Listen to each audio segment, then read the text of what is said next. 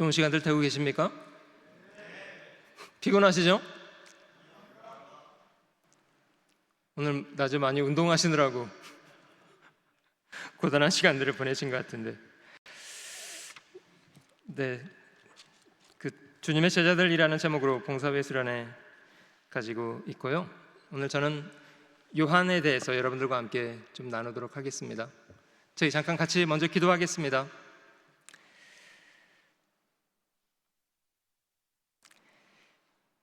경배를 받으시기에 합당하신 귀하신 우리 주님, 만물을 지으셔서 운행하시고 지금도 저희 각 사람에게 매 순간순간 귀한 삶의 기회를 허락하시는 은혜를 감사합니다.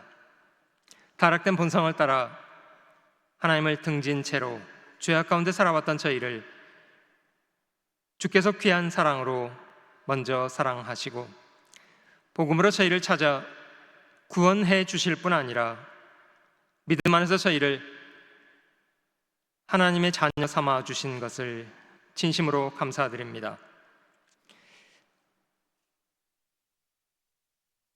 주님은 먼저 저희를 섬겨주시고 자기의 목숨을 주시기까지 저희를 사랑하심으로 저희를 죄로부터 건져주실 뿐 아니라 이제는 하나님의 자녀라 일컫는 영광 가운데 살아가게 하셨습니다.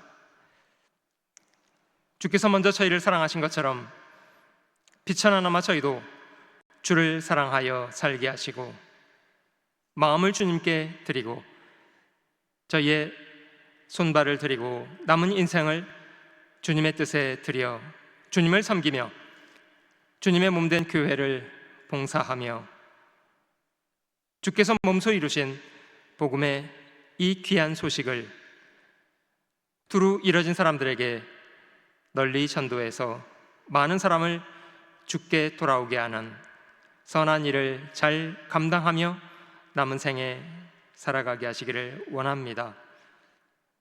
주님, 저희 마음을 힘있게 하셔서 모쪼록 저희 남은 생애가 저희를 구원하신 우리 주를 섬기는 일에 힘 있는 사람들 되도록 도와주시기를 원합니다. 모처럼 만에 봉사회 수련회로 저희를 한자리 불러주시고 귀한 교제를 나누며 귀한 음식을 나누며 귀한 시간 함께 가질 수 있도록 인도하신 것을 감사합니다. 얼마나 좋은 친구들을 저에게 주셨는가 잘 돌아보게 하시고 주님 명하신 대로 서로를 섬기며 서로를 사랑하며 복음과 함께 두루 연합하여 교회를 봉사할 수 있도록 저희 마음을 새롭게 해 주시기 원합니다. 이 시간도 저희 모든 사람에게 두루 유익한 시간이 되도록 주께서 함께 해주시기를 원합니다. 변함없는 사랑으로 저희를 사랑하시는 구주 예수님의 귀하신 이름으로 기도드립니다. 아멘. 저희 먼저 누가복음 14장 성경을 함께 찾아보도록 하겠습니다.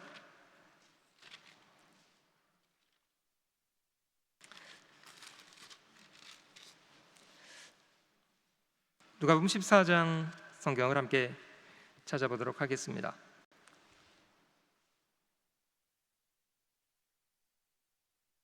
(25절) 말씀부터 33절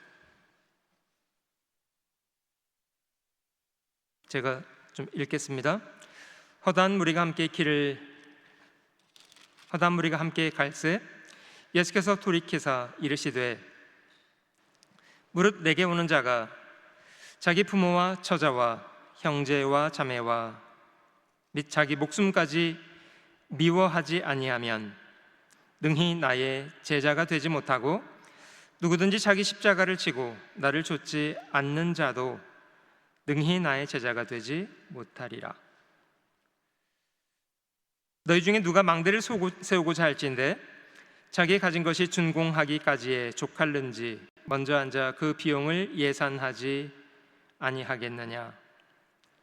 그렇게 아니하여 그 기초만 쌓고 능히 이루지 못하면 보는 자가 다 비웃어 가로되 이 사람이 역사를 시작하고 능히 이루지 못하였다 하리라. 또 어떤 임금이 다른 임금과 싸우러 갈 때 먼저 앉아 일만으로서 저 이만을 가지고 오는 자를 대적할 수 있을지 헤아리지 아니하겠느냐. 만일 못할 터이면 저가 아직 멀리 있을 동안에 사신을 보내어 화친을 청할지니라. 이와 같이 너희 중에 누구든지 자기의 모든 소유를 버리지 아니하면 능히 내 제자가 되지 못하리라.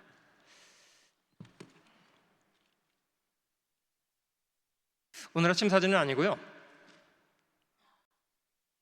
지난해 방송실에서 이거 화면을 좀 넘겨. 이게 어떻게 된 거죠? 모니터 화면에 나오는 게 제가 좀 확인이 안 돼서. 괜찮습니다. 화면은 나와 있군요. 이 모니터 화면이 지금 어떤 게 나오고 있는 건지를 확인해 주시면. 예.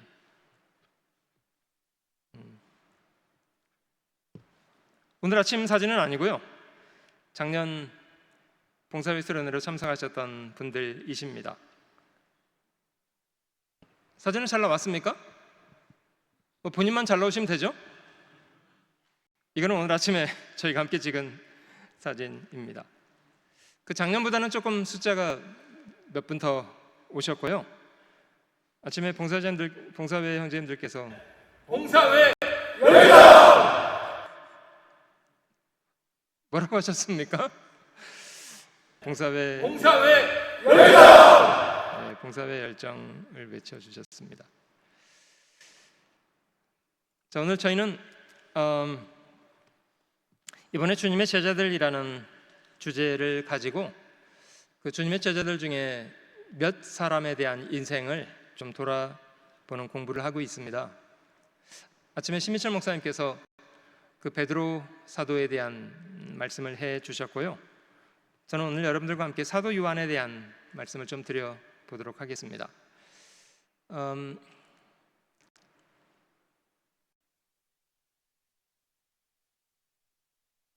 주님이 여러 제자를 두셨는데 그 중에 사도 요한, 야고보 형제라고도 알려져 있고, 원래 그 고기 잡는 사람으로 일을 시작했다고 합니다. 그 요한이라는 이름은 영어권에서는 대단히 많이 사용되는 이름입니다. 영어로 존이라고 하고, 여기도 이제 여러분의 존이 계시죠? 한번 존 손 들어 보실래요? 몇 분이나 존이 계십니까? 네. 그 히브리 말로는 여호난 이런 이름이 존이고요. 전 세계적으로 가장 많이 사용하는 이름 10명 중에 5번째 이름으로 들어가더라고요. 많은 사람들이 사용하고 있고, 그 그리스 말로는 야니스, 독일 말로는 한스, 네덜란드 사람들은 얀, 에스파뇰에는 후안, 다 같은 이름입니다. 숀, 프랑스어는 장, 이탈리아어 조바니, 다 같은 이름이랍니다. 그 성경에도 이 사도 요한 외에도 침례 요한, 다른 요한도 또 기록되어 있는데요. 그 원래 나사렛의 어부 출신, 천한 사람으로 시작한 사람이었습니다. 세베대의 아들 야고보와 요한, 이렇게 기록되어 있고, 주님이 그를 부르실 때 그들은 공교롭게 배에서 그물을 깁고 있는 상태에서 주님이 그들을 부르셨습니다. 근데 주님이 그들을 부르실 때 그들은 자신의 하던 일을 즉각 중단하고 정말 즉시로 주님을 쫓아 나섰던, 아침에 목사님께서 하셨던 말씀처럼 정말 마음으로 간절히 메시아에 오시는 것을 갈구하고 있었던 그런 사람들이었다고 생각됩니다. 그 베드로를 부르셨을 때도 베드로는 그물을 던졌다가 탁 놓고 쫓아갔다고 하고, 요한과 야고보는 그물을 깁던 자리에서 부르시자 즉시 그물과 배를 버려두고 부친을 버려두고 주님을 쫓았던 사람이었답니다. 예루살렘의 제사장들, 서기관, 바리새인들, 네로라는 그런 많은 사람들 버젓이 있었습니다마는 주님은 그런 사람들을 부르시려고 하지는 않으셨습니다. 오히려 자신의 자리에서 묵묵하게 자신의 일을 하고 있었던 사람, 주님은 그들을 부르셨고 그들을 가르치셨고 나중에 교회와 복음 전하는 일꾼으로 귀히 사용해 주셨습니다. 주님은 평범한 사람들을 불러주셨습니다. 그 베드로 비교해 볼 때 베드로와 요한은 초기 교회에서 대단히 중요한 역할들을 하던 사람들이었습니다.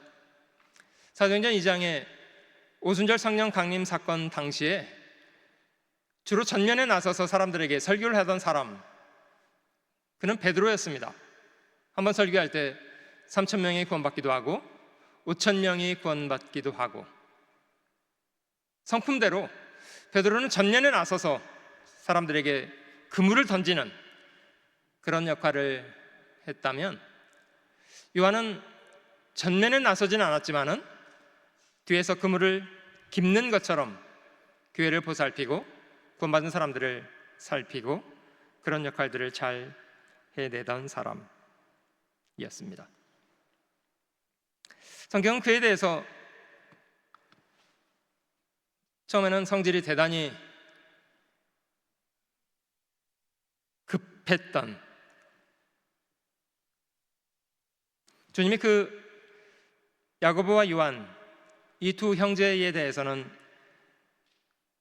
우레의 아들이다 이렇게 이제 별명을 지어 주셨는데, 주님이 그들을 그렇게 명칭할 만한 그런 사건들이 있었습니다. 다른 사람이 주님을 쫓지 않는 것에 대해서 그냥 지나갈 수도 있는 사건입니다만은 요한은 가만히 있지 않았습니다. 주님, 저들이 저희를 따르지 않는데 금해야 되는 거 아닙니까? 이렇게 즉시 자신의 판단대로 움직이는 조급하고 불같은 그런 성품의 사람이었다고 합니다. 주님은 금하지 말라고 다 이르셨고, 너희를 반대하지 않는 사람들은 나를 위하는 자이다 이렇게 그들을 다독거렸습니다. 한 번은 주님이 제자들과 함께 사마리아를 통과하는데 주님이 예루살렘으로 가시는 과정이었기 때문에 사마리아 사람들은 받아들이지 않았습니다. 그러자 야고보와 요한은 또 즉시 분노를 또 하지 않았습니까? 주여, 우리가 불을 명하여 하늘로 쫓아내려 저희를 멸하라 하기를 원하시나이까?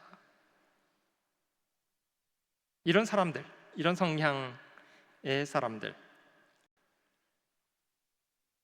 주를 향한 열정이 있었다는 것은 분명합니다마는 아직은 다듬어지지 않은 무엇인가가 있었고, 주님은 그런 제자들을 잘 가르치고 다독거리고 이끌어 가셨습니다. 누가복음 9장에는 어머니 살로메를 통해서 주님께 청탁을 하기도 한 사건 기록되어 있습니다.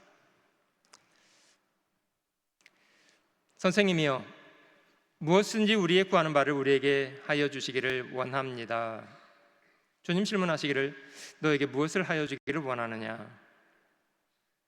주의 영광 중에 우리를 하나는 주의 우편, 하나는 좌편에 앉게 하여 주십시오. 이렇게 청탁을 했습니다.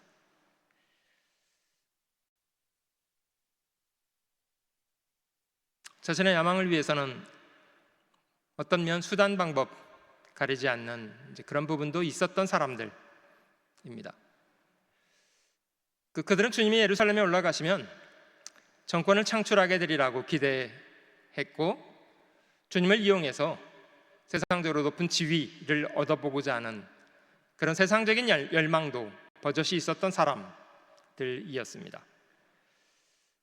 다른 열제자들은 그런 야고보와 요한에 대해서 분노를 느끼기도 했잖아요.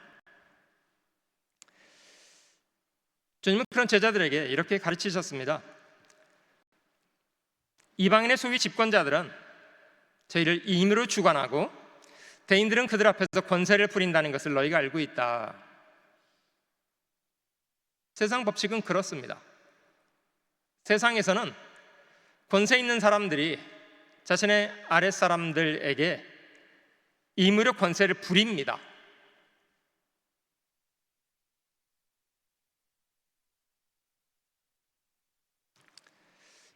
여러분들 세상을 살다 보시면 여러분들의 보스나 높은 사람들 중에 까탈스러운 사람들은 자신의 지위를 이용해서 아랫사람들을 불편하게 하고 지나친 것을 강요하고, 많이 경험하지 않으십니까?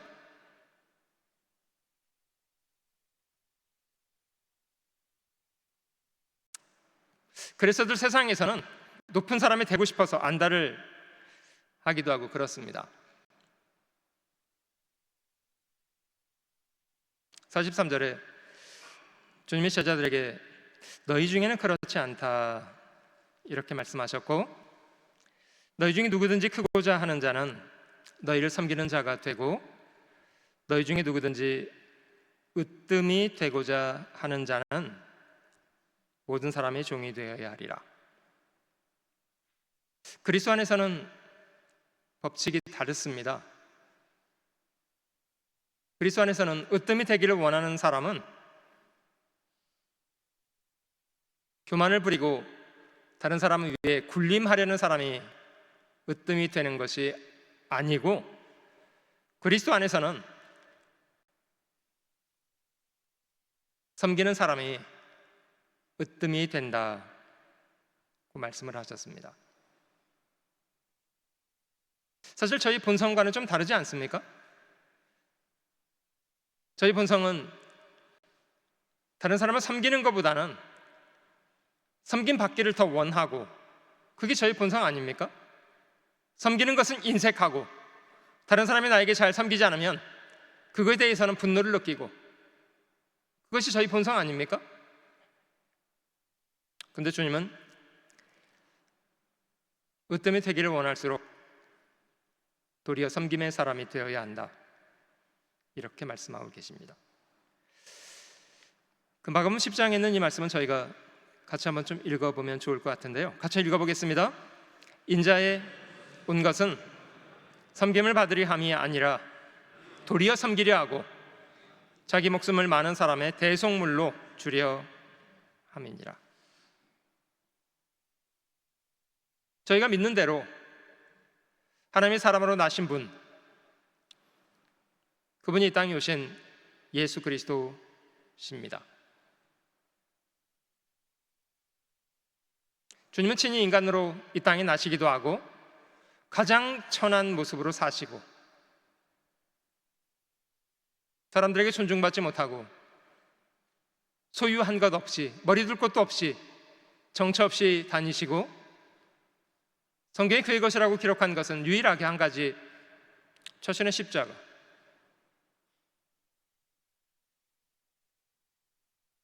만물을 지으신 분이시면서도 주님은 사람 위에 군림하려고 하지 않고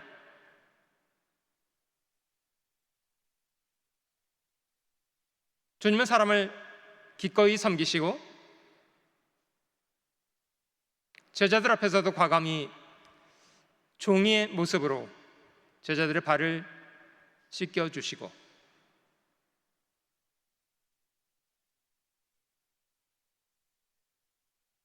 너희가 나를 불러 혹은 주라 하고 혹은 선생이라고 하니 그러하다.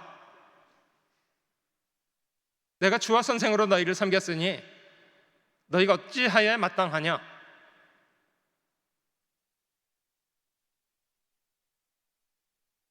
주님은 말로만 아니라 실제로 섬김의 모습을 보여주셨고요, 자신의 목숨을 많은 사람의 대속물로 내어주시는 그런 분이셨습니다.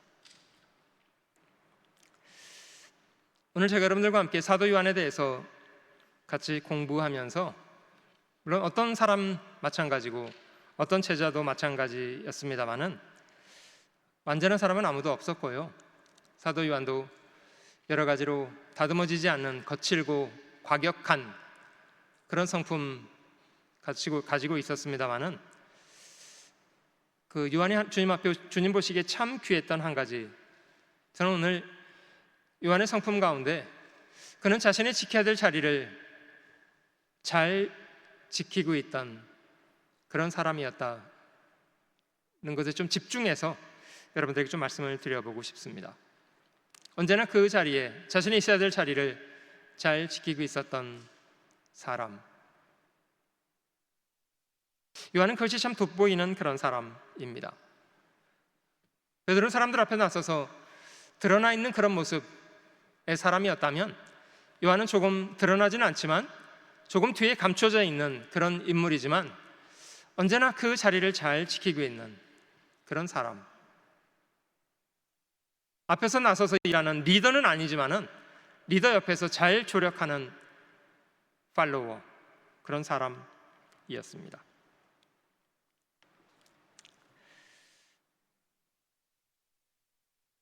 누구나 인생을 살다 보면 조금씩의 업앤다운은 다 있지 않습니까? 신앙적으로도 저희는 업앤다운을 많이 경험합니다.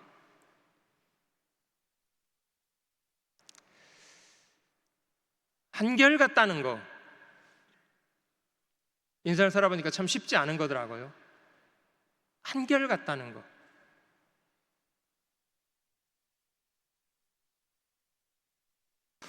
지금은 저희도 추억의 장소가 됐습니다마는, 소망관에 가보시면 로비에 뭐가 걸려 있었습니까? 제 초창기 2010년 하계 수양회부터 하계 동계 사진들이 이렇게 쭉 걸려 있지 않았습니까?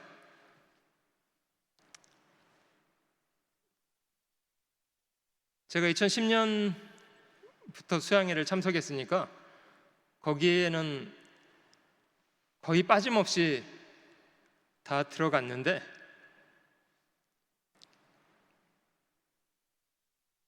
이제 제가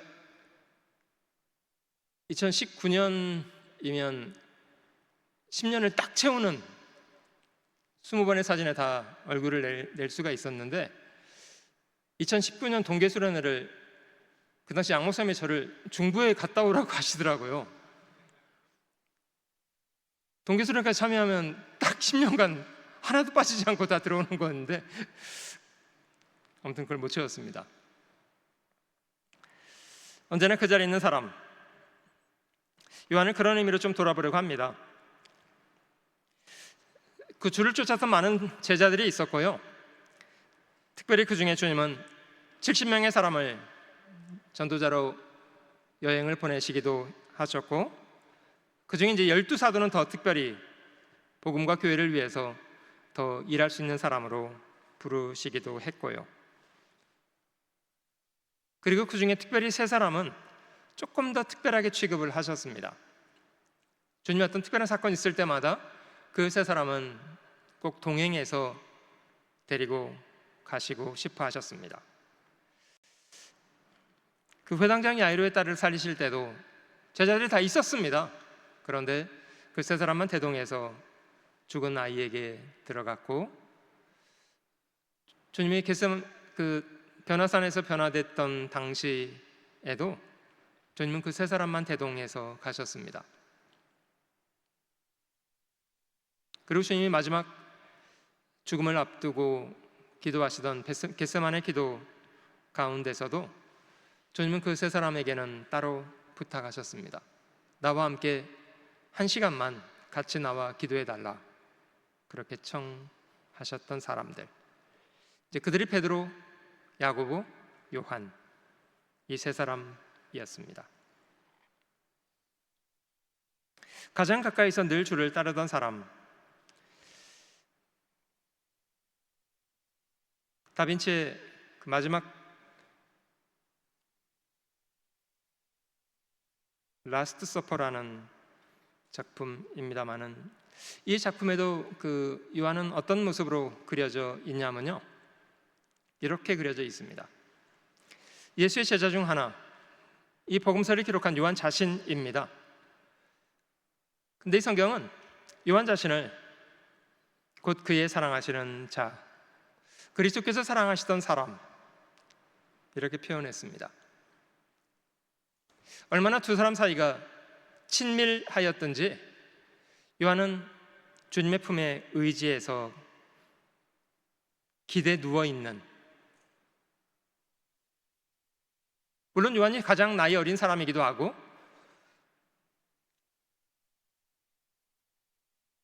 주님이 훨씬 다른 사람들보다는 허물없이 대할 수 있는 사람이어서 그럴지 모르겠습니다만은, 요한은 주님의 가장 가까운 자리에서 주님의 가장 근접한 모습을 볼 수 있었던 사람.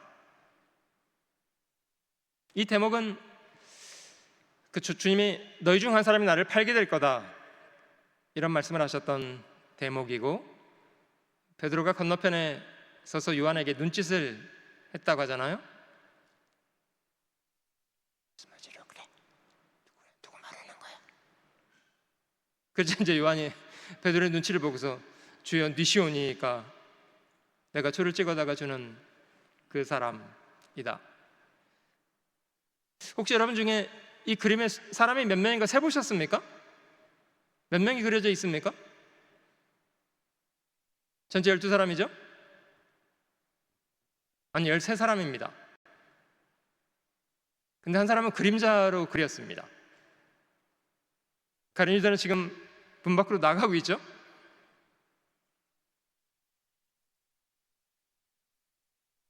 이 그림을 안 보여드렸군요. 예, 그림에는 12사람이 그려져 있고 가룟 유다는 저쪽 문 쪽의 그림자로 표현되어 있습니다.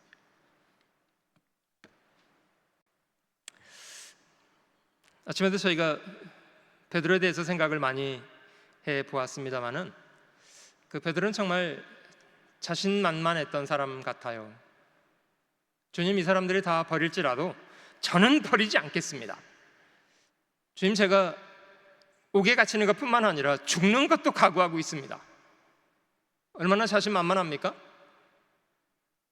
열의가 대단했다는 것은 좋습니다마는, 베드로는 자신에 대해서 지나친 과한 신뢰가 있었고, 그것은 깨져야 마땅한 부분이었습니다.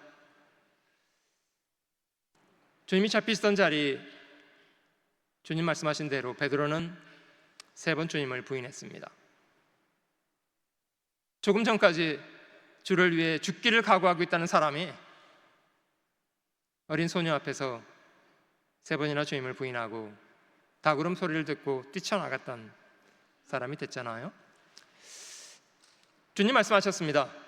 인자는 기록된 대로 가거니와 인자를 파는 그 사람에게는 화가 있다. 인자는 기록된 대로 간다. 주님이 잡히실 때 가룟 유다만 배신했습니까?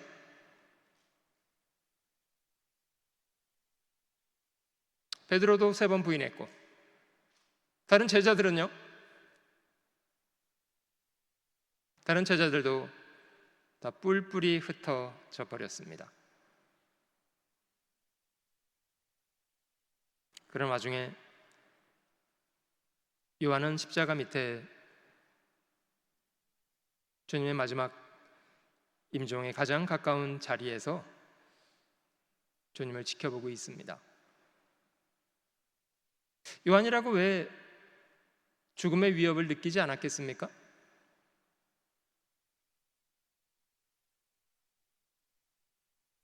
아마도 요한은 제자 중에는 나이가 제일 어린 사람이었고 주의 모친 마리아에 대해서는 민첩한 마음이 있었던 것 같아요. 요한은 마리아를 모시고 주님의 십자가 아래 갔고 죽음의 위협을 느끼면서도 주저하지 않고 주님의 죽음을 가장 근접한 자리에서 응원하는 그런 사람이었습니다. 저희가 아는 대로 주님은 그 요한에게 나이든 마리아를 부탁하셨는데요. 여자여 보소서 아들이니이다. 요한을 두고 한 이야기잖아요. 보라 네 어머니라. 그때부터는 요한이 마리아를 집에 모셔 섬겼다고 합니다.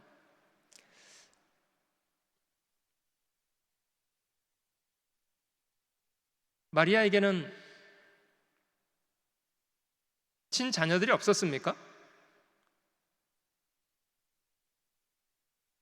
아니요. 성경을 기록한 야고보나 유다나 다른 동생들도 더 있고 여동생도 있고 그러지 않았습니까? 주님의 형제지간이 6 이상 성경에 기록되어 있고 그들은 생존하고 있었습니다. 그런데도 왜 주님은 마리아를 친형제들이 돌보도록 하지 않고 요한에게 부탁을 했을까요?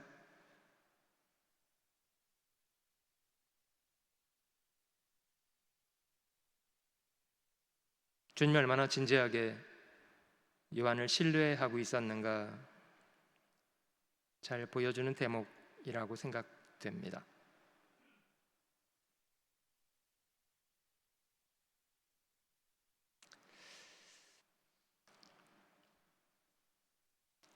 주님이 죽으신 지 3일 만에 무덤은 열렸고 무덤에 갔던 여자들은 주님이 부활하신 것을 제자들에게 가서 보고했습니다. 막달라 마리아가 빈 무덤을 보고 제자들에게 달려가서 말했습니다.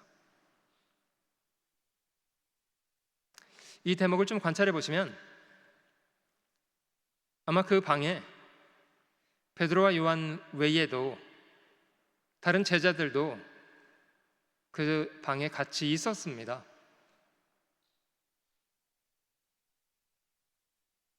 다른 제자들은 베드로와 요한 같이 반응하지는 않았습니다. 단지 베드로와 요한 2사람만 여자의 말을 듣고 확인을 위해서 무덤으로 달려갔습니다. 제가 지금 요한복음에 있는 기사들만 쭉 여러분들께 보여드리고 있는데요. 요한복음 20장 2절 말씀에도 요한은 자신이 누구인가를 가리켜서 시몬 베드로와 예수의 사랑하시던 그 제자 요한을 설명하죠. 두 사람이 무덤을 향해서 달려갔고 실제 무덤에 도착한 것은 젊은 요한이 먼저 도착했습니다. 그런데 요한은 먼저 도착했으면서도 그는 신중한 사람이었고 무덤 안에 급히 들어가지는 않았습니다. 먼저 도착했으면서도 요한은 무덤 밖에 머물러서 안을 살피고 있는데 베드로는 살피고 자시고 그런 거 안 합니다. 그냥 뒤에 그냥 헐떡대고 왔는데 그냥 주저없이 들어갔습니다. 그리고 알게 됐습니다. 이 2사람 뭘 알게 됐습니까? 주님이 부활하셨다? 아닙니다. 그걸 깨달은 게 아니고요. 사실이다. 시체가 없어졌다. 를 알고 돌아갔다고 합니다. 그날 밤 주님은 제자들이 머물러 있던 방에 나타나셨고 자신의 부활을 제자들에게 보여주었습니다.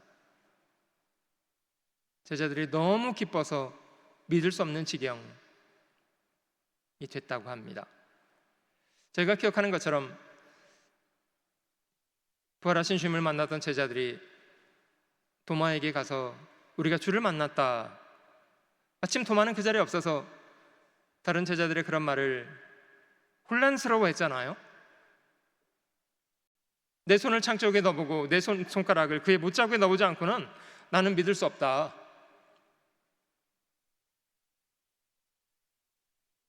일주일 만에 주님이 다시 제자들에게 나타나셨습니다. 마치 그 말을 직접 듣기라도 한 것처럼 주님은 도마에게 말씀하셨습니다. 네 손을 내밀어 내 창자국에 넣어보고 네 손가락을 내밀어 내 못자국에 넣어보라. 그리고 믿음 없는 자가 되지 말고 믿는 자가 되라. 도마가 고백하기를 나의 주시며 나의 하나님이십니다.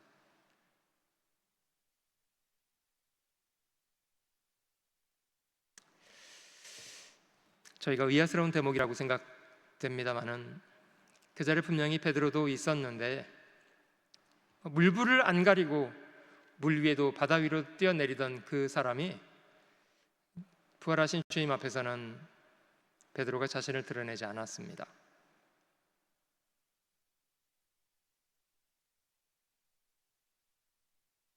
주님 말씀하신 것처럼 오늘 밤 닭이 2번 울기 전에 너는 나를 3번 부인하게 될 거다. 말씀하신 대로 베드로는 3번 주님을 부인하고 얼마나 참담한 경험을 하지 않았습니까? 정말 주님을 사랑했고 주님을 쫓아가기를 원했고 죽기를 각오했고 그럼에도 불구하고 자신은 주님을 좇을 수 없는, 주님을 3번이나 부인한 사람이라는 부인할 수 없는 사실 때문에 베드로는 굉장히 고통스러운 시간을 보냈습니다. 자기는 감히 더 이상 주님 앞에 설 수 없는 죄인이다 이렇게 생각하지 않았겠어요?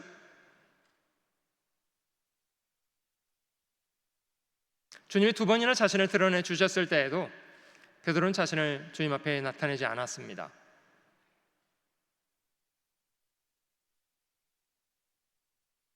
만약에 주님이 베드로를 다시 만나주지 않았더라면 베드로는 다시는 일어설 수 없는 사람이 됐으리라고 생각합니다. 근데 주님은 서두르지 않고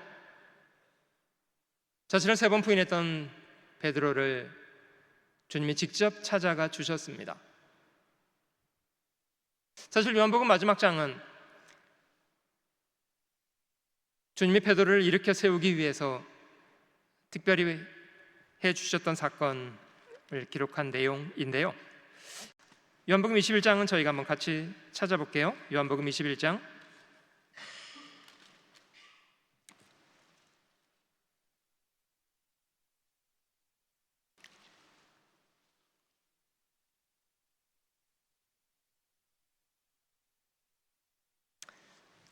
요한복음 20장 마지막 부분을 먼저 보시면 이미 요한복음의 기록은 20장으로 다 마무리가 될 수 있다는 것이 이 20장 마지막 부분에 설명돼 있고요, 20장 30절에 예수께서 제자들 앞에서 이 책에 기록되지 아니한 다른 표적도 많이 행하셨으나 오직 이것을 기록함은 너희로 예수 그리스도께서 하나님의 아들 그리스도이심을 믿게 하려 함이요 또 너희로 믿고 그 이름을 힘입어 생명을 얻게 하려 함이니라.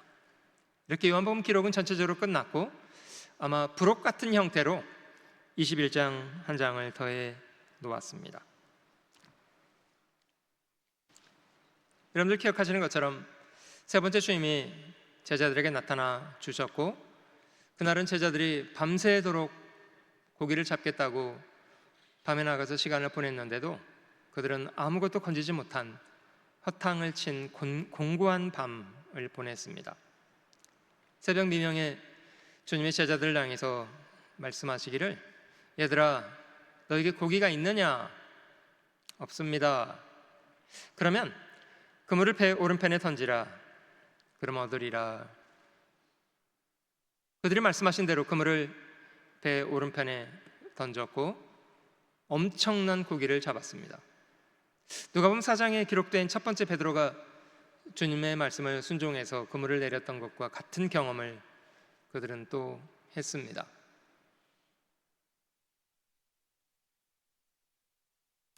베드로는 조금 그런 데는 눈치가 좀 없는 것 같아요.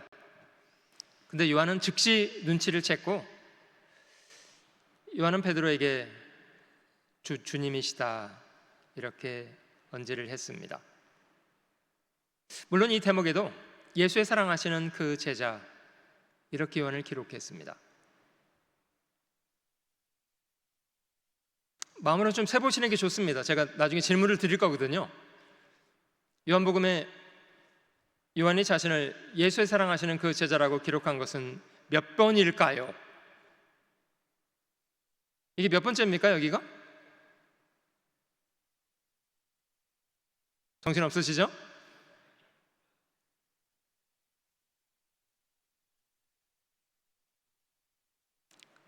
요한이 베드로에게 주님이시라고 말했고, 베드로는 옷을 걸쳐 입고 바다로 뛰어내려서 주님 앞에 갔습니다.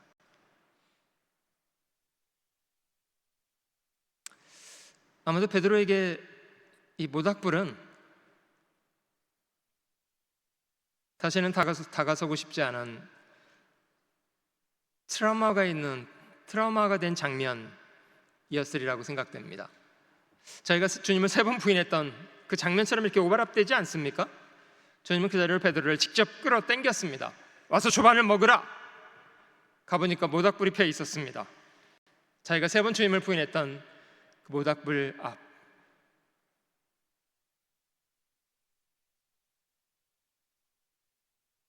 주님은 먼저 밤새 고단하고 배고픈 제자들을 먹이시고 베드로도 먹이시고 나서는 이제 조목조목 따지기 시작하셨습니다.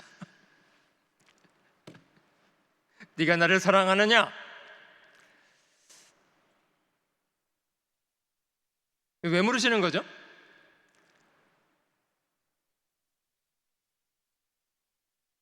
주님이 따져 물으시는 목적은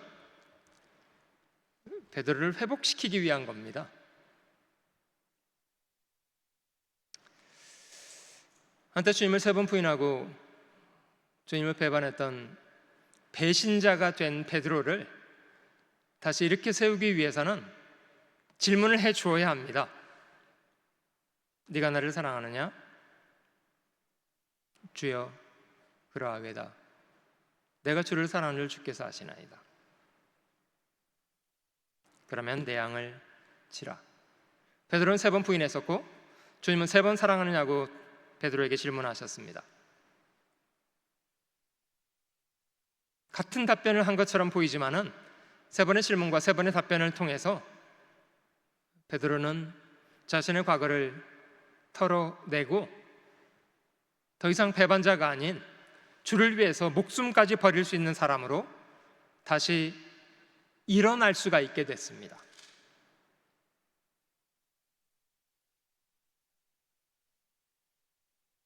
주님은 그런 베드로에게 다른 것을 질문하지 않고 네가 나를 사랑하는가를 질문하셨습니다.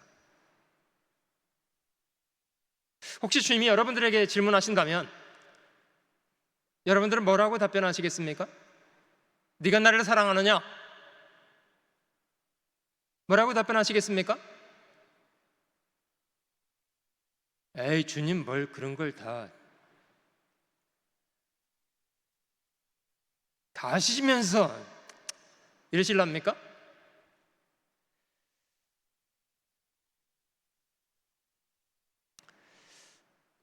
신앙생활 해보니까요, 정말 고단한 시간을 보내게 될 때 가장 필요한 건 그런 거더라고요. 정말 주님을 사랑하면 그 사랑이라는 힘 때문에 이겨낼 수 있는 반면에 주님을 사랑하는 사랑이 고갈돼 버리면 그러면 주저앉게 됩니다. 이겨내지 못하고. 네가 나를 사랑하느냐?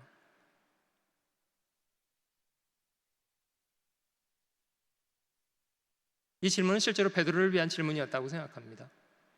가장 중요한 것을 짚어주시기 위한, 네 주님, 제가 주님을 사랑합니다. 내가 주를 사랑하는 줄 주께서 아십니다. 그러면 내 양을 돌봐달라. 참 힘든 일이 될 거다. 그러나 네가 나를 사랑한다면 그렇게 해달라.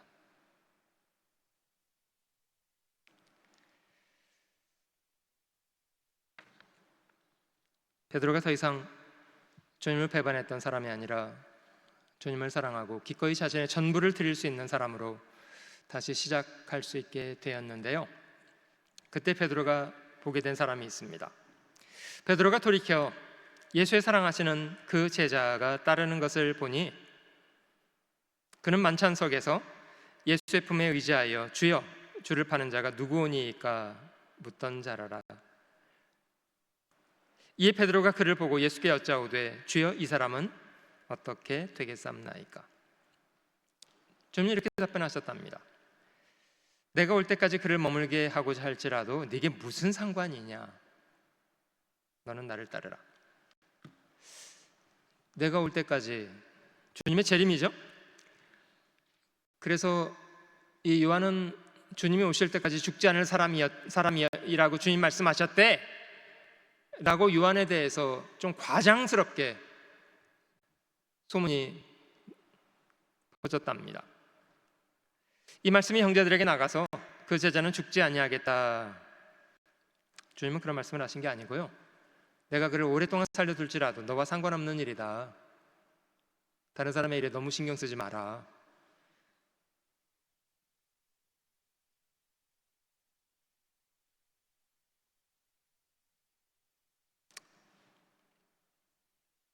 바로 이 사람이 요한복음을 기록했습니다. 사도행전을 읽어보면 저는 사도행전에 사도 베드로 그리고 뒷부분에는 바울의 역할을 많이 만나게 되는데요, 말씀드린 것처럼 그 베드로 같은 사람은 성품상 많은 사람에게 잘 드러나는 사람입니다. 요한은 그런 드러나는 사람은 아닌데 요한은 변함없이 자신의 자리를 잘 지키고 있는 그런 사람입니다. 언제나 있어야 될 자리에 소리 없이 자신의 자리를 잘 지키고 있는 사람, 요한은 그런 사람이었습니다. 갈라디아서에는 야고보, 게바, 요한, 이 세 사람에 대해서 기둥같이 여기는 사람들, 교회를 버티고 서 있는 기둥 같은 사람들, 성경은 그렇게 평가하고 있습니다.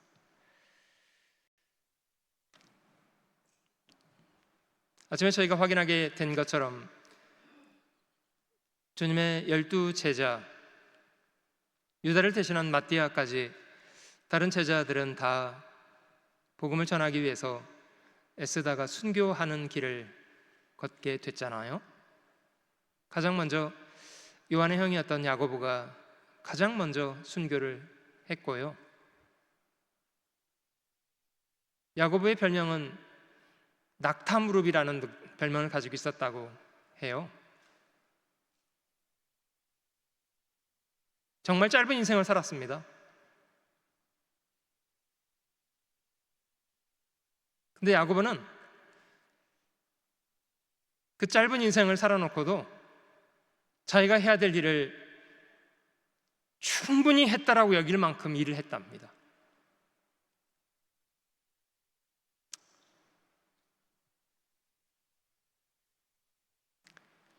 야고보와 요한이 주님 앞에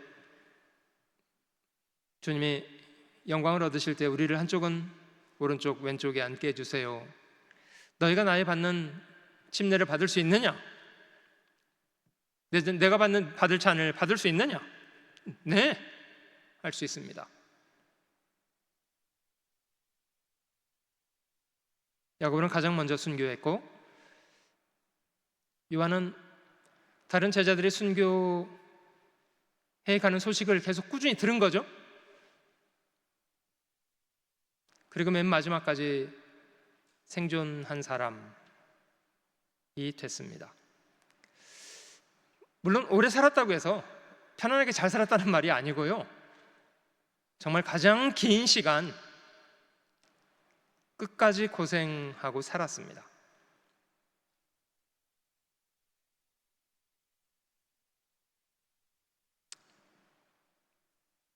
기름가마에 들어갔지만 죽지 않아서 반모라는 섬에 유배되었고, 그 반모라는 섬에서 그는 남은 여생 중에 가장 고단한 시간들을 보냈습니다.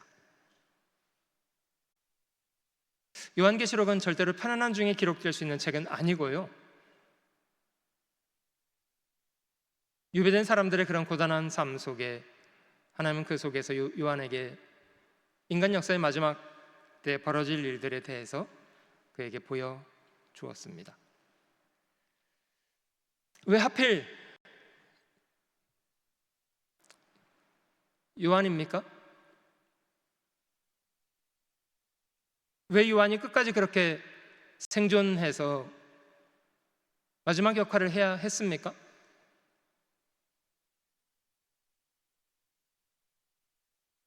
물론 앞에 순교했기 때문에 주님이 덜 믿어했다, 이런 뜻은 아닙니다.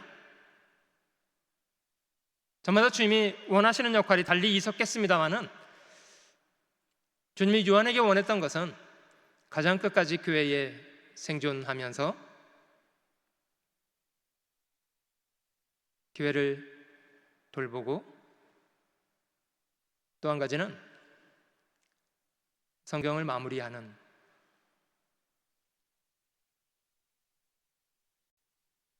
그 일까지 마칠 수 있도록 그 일을 마무리할 사람, 그 사람이 요한이었습니다.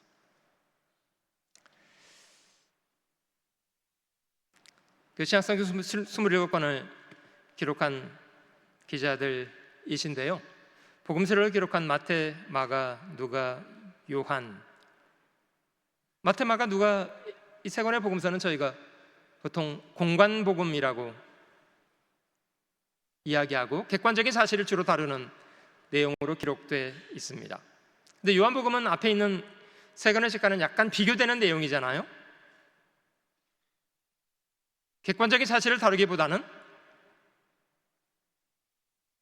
내부적인 뜻을 다루는 것에 치중하고 있는, 왜 그 책을, 요한복음을 기록한, 왜 요한복음은 요한이 기록할 수 있었을까요?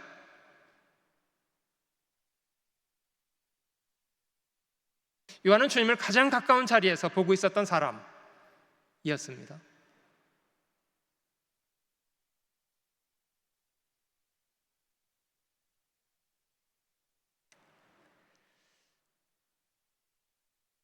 혹시 여러분들도 성경 66권 중에 한 권만을 소장할 수 있다, 그럼 어떤 책을 고르시겠습니까? 66권 중에 한 권. 제가 기다리는 답변이 있는데 모르시나요? 요한복음이세요? 많이들 그러시죠? 왜 그렇습니까? 왜 요한복음의 마음속에 많은 성경 중에 가장 소중한 책으로 받아들여지게 될까요? 예수 그리스도의 신성을 가장 잘 설명하고 있는 책, 그 책을 기록한 사람이 요한입니다. 언제나 그 자리에 머물러 있었던 사람, 고단한 중에도 여전히 자기 자리를 지키면서 하나님이 자신에게 부탁한 일을 소리 없이 묵묵하게 해냈던 참 좋은 일꾼.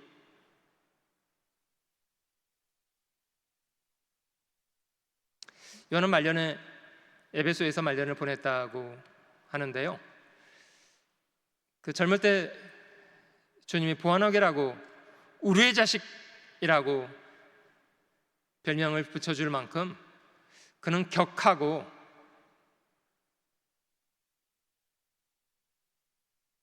다듬어지지 않은 그런 사람이었습니다마는, 말년의 요한은 젊을 때와는 전혀 다른 모습으로 저희가 요한 1, 2, 3서를 읽어보면 사랑하는 자들아 서로 사랑하자 많이 반복되어 있지 않습니까?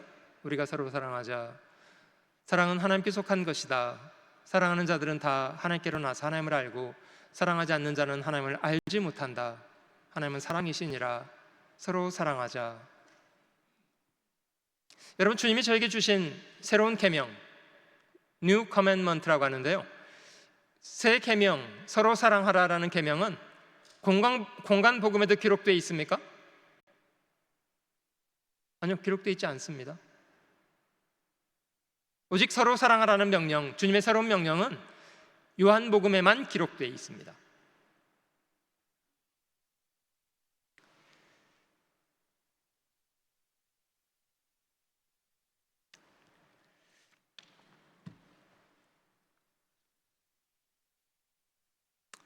생각해 볼수록 사도 요한, 그는 주님의 사역에 참 귀한 쓰임을 받은 사람이었다는 생각이 들고요, 주님의 그의 인생을 그렇게 귀히 사용하셨던 핵심적인 이유,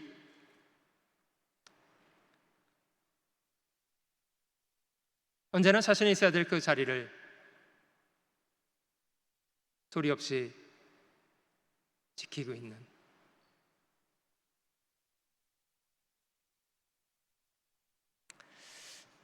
하나님은 화평의 하나님이시라고 성경은 말씀하십니다.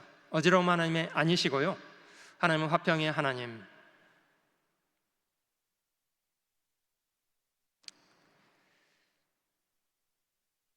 창세기 1장에 하나님의 천지 창조를 하시는 과정 속에 벌어졌던 일입니다.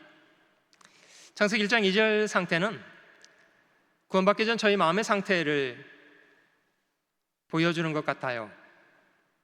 큰 세 가지 글자를, 단어를 기억해 보자면 혼돈스럽다는 것, 그리고 공허하다는 것, 그리고 흑암이 깊음 위에 있었다는 것. 사실 구원받기 전에 저희 마음의 상태입니다. 그런 지구에 하나님이 일하시기 시작했고, 하루하루 하나님은 말씀을 하시기 시작하셨습니다. 하나님이 가라사대 빛이 있으라.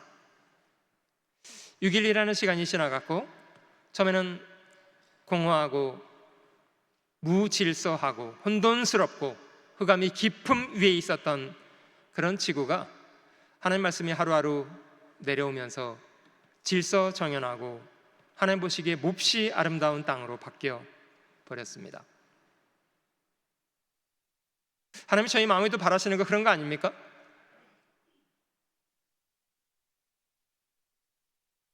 처음에는 그런 공허하고 혼돈스럽고 깊은 어둠이 지배하던 그런 저희 마음이 하나님 말씀이 비추어지면서 저희는 새로운 사람이 되기 시작했습니다.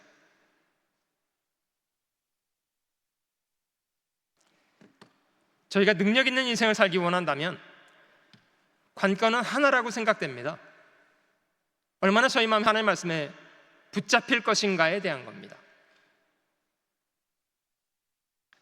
믿음으로 모든 세계가 하나님 말씀으로 씌워졌다. 그렇습니다. 모든 만물이 존재하기 전에 하나님이 계셨고, 모든 만물이 존재하기 전에 그 하나님께서 말씀하셨습니다. 빛이 있으라! 빛이 있게 되었습니다. 모든 세계는 하나님 말씀으로 씌워졌습니다.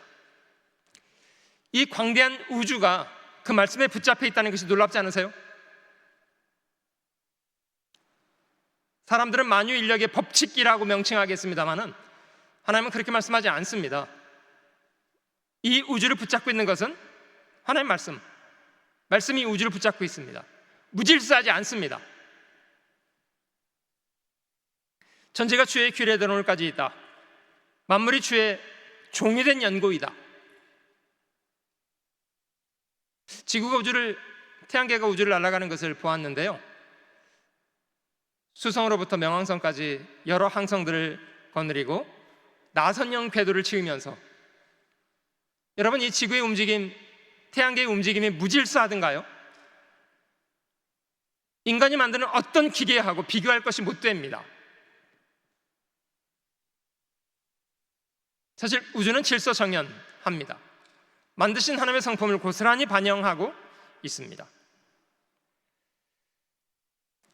히브리서 1장에 그리스도를 설명하시면서 이는 하나님의 영광의 광채시다, 그 본체의 형상이다, 그 능력의 말씀으로 만물을 붙들고 계시다. 그 만물을 붙드시는 그분이 자신의 피를 쏟아서 인간의 죄를 정결케 하는 일을 하셨습니다. 이것이 영원한 속죄가 아니면 무엇입니까?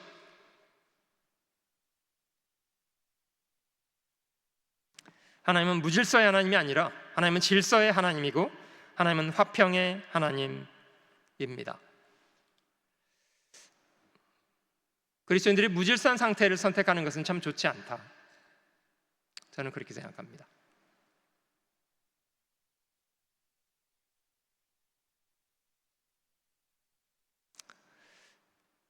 천사의 세계 중에 범죄한 천사, 나중에 사단과 마귀가 되어버렸는데요, 유다서는 그들의 범죄에 대해서 이렇게 설명했습니다. 자신의 지위를 지키지 않은, 자기 지위를, 자기 처소를 이탈한 그런 천사들.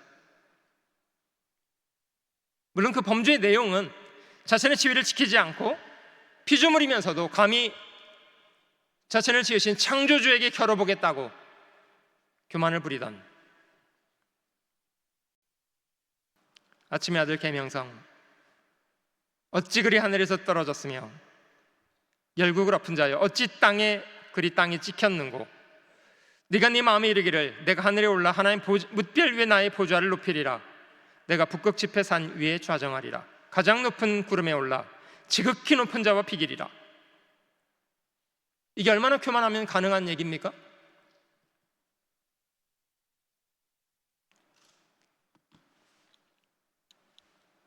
이 사단이 내뱉었던 말을 영어 성경으로 살펴보면 얼마나 자기 주관적인지요. I will 이라는 말을 5번 반복했습니다. 내가 이렇게 하리라. 자신을 지으신 분의 뜻과 다스림 가운데는 전혀 관심 없어요. 그냥 자기가 하고 싶은 대로 하겠다는 거예요.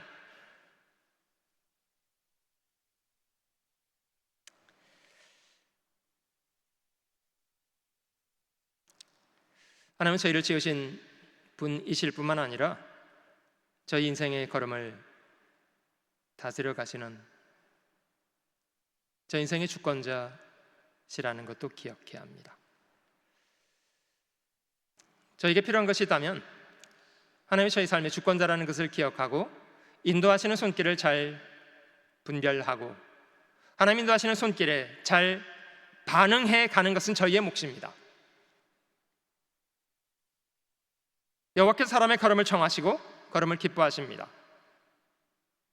무지할수록 스스로 하나님의 길을 이탈해서 자신의 미련함으로 자기 길을 굽게 만들어 놓고 마음으로는 하나님을 원망하면서 삽니다.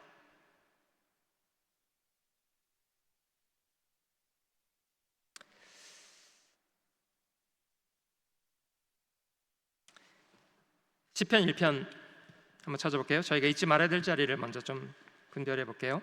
시편 1편, 여기 복 있는 사람이 되는 비결, 간단한 비결을 설명했는데요, 복 있는 사람이 되려면 2가지만 잘하면 된답니다.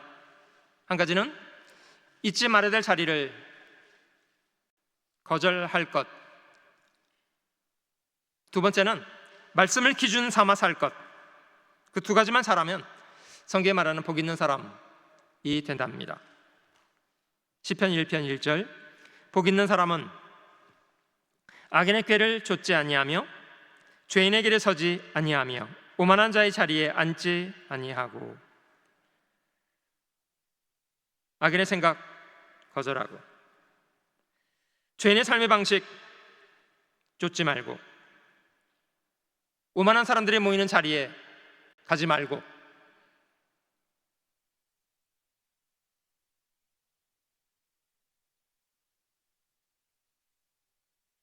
오직 여호와의 율법을 즐거워하여 죄하러 묵상하는 사람.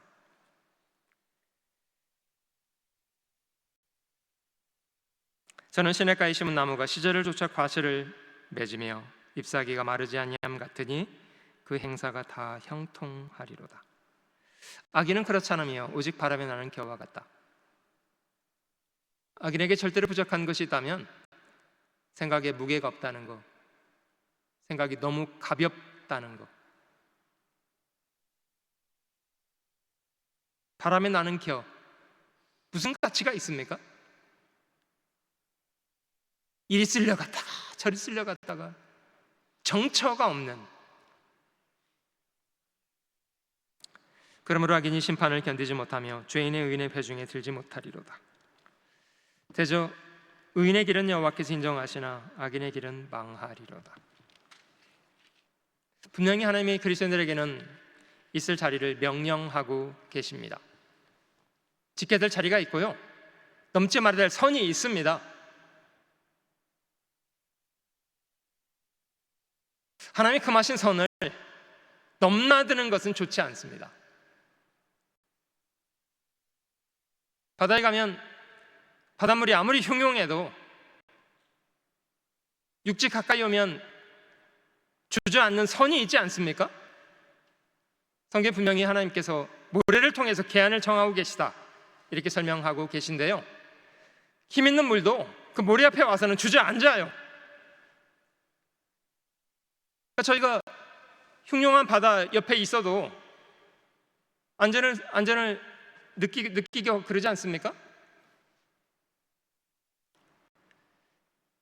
힘센 파도도 하나님이 청하신 계안 앞에서 와서는 자신의 자리를 지키고 있는데,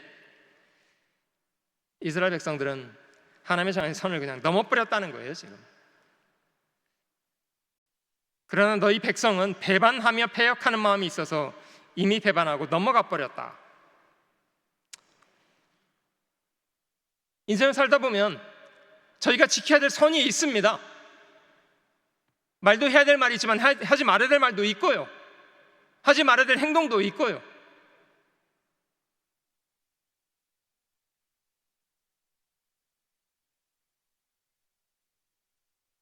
근데 너무 넘나드는 거, 너무 쉽게 자기 자리를 이탈하는 거 좋지 않습니다.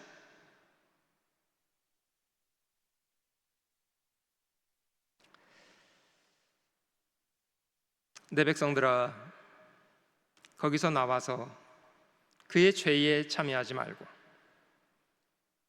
그리스도인이라면 세상 사람들이 죄 짓는 자리, 소돔과 고모라 같은 자리 가지 말아야 되잖아요.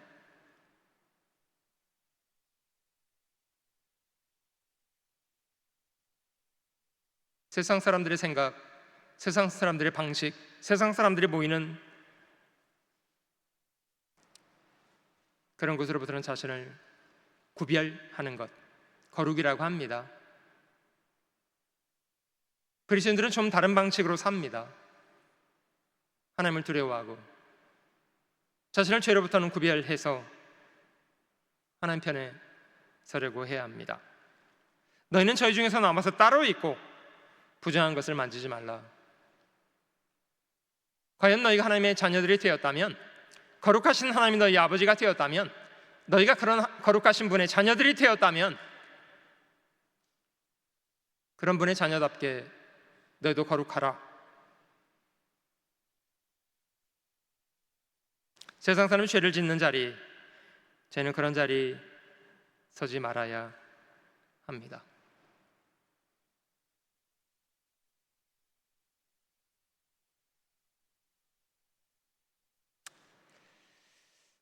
자신의 야망을 쫓는 자리,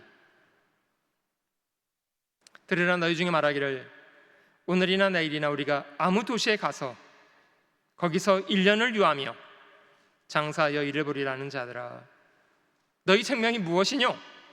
너희는 잠깐 보이다가 없애는 안개이지 않더냐?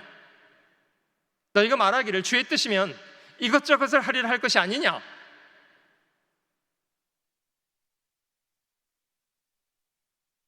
룻기의 엘리멜렉의 가족, 엘리멜렉, 나오미, 말론, 기럨, 베들레헴에 흉년이 들자 과감하게 베들레헴을 떠나서 모압으로 가버렸잖아요.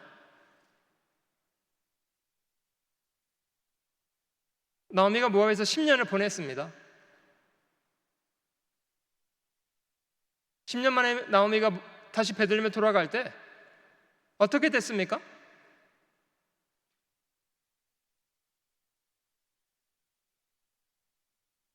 도대체 나오미의 10년, 그가 모압에서 보냈던 10년의 의미는 무엇입니까? 무엇을 남기고 무엇을 잃어버렸습니까? 그가 자신의 자리를 이탈해서 얻은 것이 무엇입니까? 잃은 것은 무엇이고?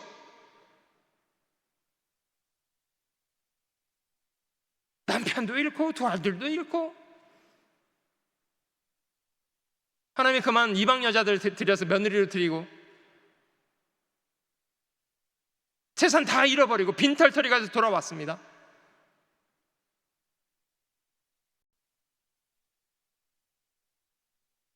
십 년 만에 돌아온 나오미에게 베들레헴 사람들이 물었어요. 이 사람이 나오미가 아니냐? 원래 나오미는 뜻이 희락이라는 뜻이에요. 즐거움.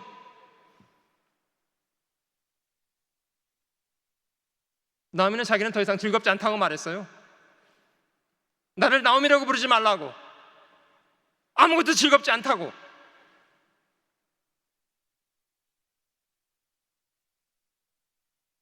여호와께서 나를 비어 돌아오게 하셨으니 나를 그냥 마라라고 부르라고. 마라라는 말은 쓰다라는 말이에요. 더 이상 인생이 달지 않아요.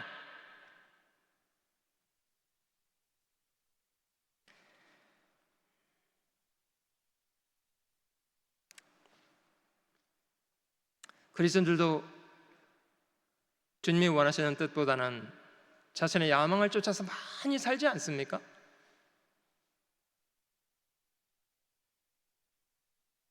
무엇을 얻고 무엇을 잃습니까? 물론 정말 구원을 받았으면 천국은 가죠. 성경 분명히 경고하잖아요. 열매 없는 사람, 그리스도 심판대에 드러나서 불로 공력을 심판하는데 공력이 다 풀이나 나무나 집같이 다 불타버리고 없어지면 그런 사람은 해를 받게 된다.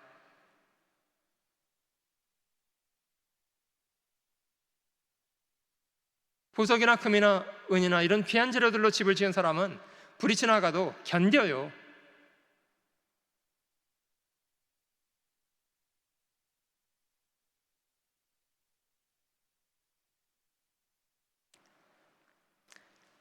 사람들에게 자신을 드러내는 자리, 이스라엘의 두 왕 사울과 다윗을 비교하는 공부를 해보았더니요, 사울은 참 자기 과시를 좋아했던 사람입니다. 자신을 드러내고 싶어서 안달이 난 사람. 근데 그의 삶의 결말을 가서 보니까요, 참 부질없어요.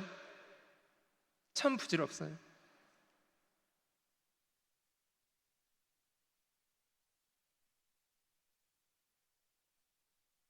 여러분, 저희도 함께 모일 때 저희 중에서도 자기를 드러내고 싶은 그런 동기가 왜 없습니까?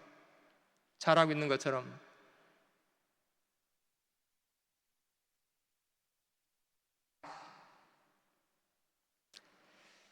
자신을 드러내기보다는 자신을 통해서 주님이 드러나도록 자신을 좀 감추고, 그는 흥하여야겠고 나는 쇠하여야겠다고 이야기하고. 주님은 그렇게 말씀하십니다. 네가 청함을 받았을 때 차라리 가서 말석에 앉아라. 그게 안전하다. 처음부터 자기를 드러내기 좋아하는 사람은 위에 가서 앉아요. 난 대단한 사람이라고. 그러면 주인이 와서 말한답니다. 아무여, 당신보다 높은 사람이 왔으니 자리를 양보하시오. 그럼 부끄러워서 말석으로 가서 앉아야 된대요. 그러나 겸손해서 자기를 낮추고 말석에 가서 앉는 사람은, 아이고 아무여, 어찌 그리 거기에 말석에 앉아 있는가, 이리 올라와 앉으라.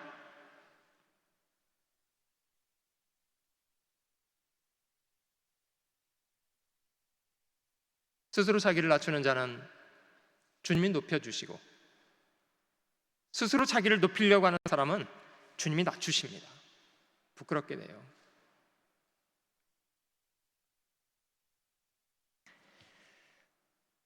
요한은 자신의 지켜야 될 자리를 참 잘 지킨 사람이라고 생각합니다. 언제나 그 자리에 그냥 있는 사람, 언제나 자신이 있어야 할 자리를 그 자리로 잘 지키고 있는. 서두에 제가 작년과 대비해서 작년과 올해 봉사유수련에 참석하신 분들 사진 보여드렸는데요, 사실 그리스도인으로서 저희가 있어야 될 자리가 분명히 있잖아요. 호들갑스럽지 않아도 자신의 지켜야 될 자리를 꾸준히 지키는,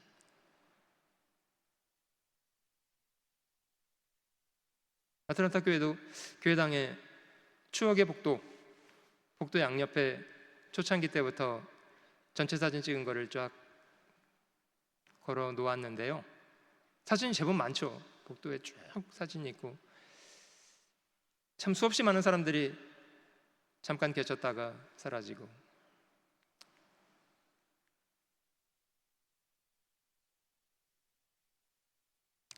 근데 변함없이 자신의 자리에 늘 계신 분들도 있으시더라고요. 얼마나 귀합니까?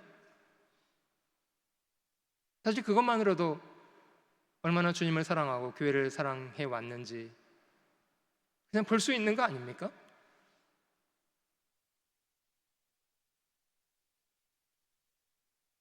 한때 주님을 사랑하는 것처럼, 교회를 사랑하는 것처럼, 엄청난 일을 할 것처럼 울면서 간증했던 사람이 언제 그랬냐는 듯이 사라지는 거 저희가 너무 많이 보지 않았어요?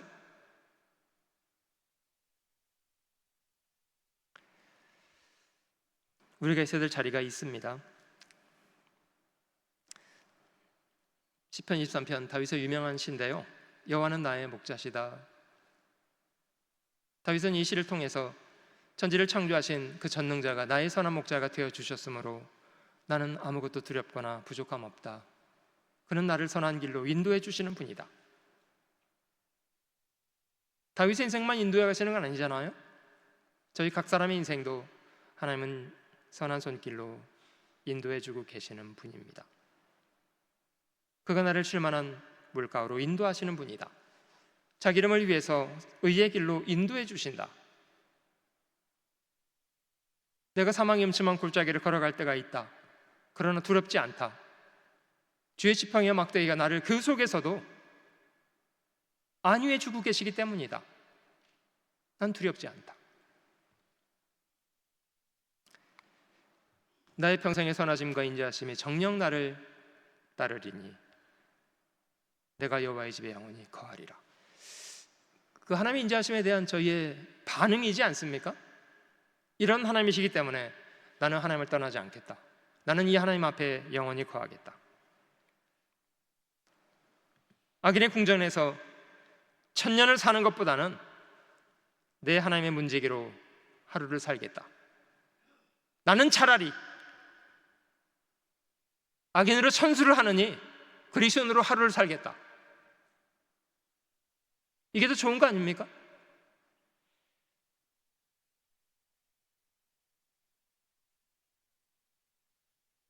하나님 이스라엘 사람들을 종노릇 하던 애굽에서 건져내신 이후에 가나안에 이끌어 가셨던 그 40년이라는 과정, 애굽에서 가나안까지의 40년, 하나님이 그들에게 보여주셨던 모형적인 방법은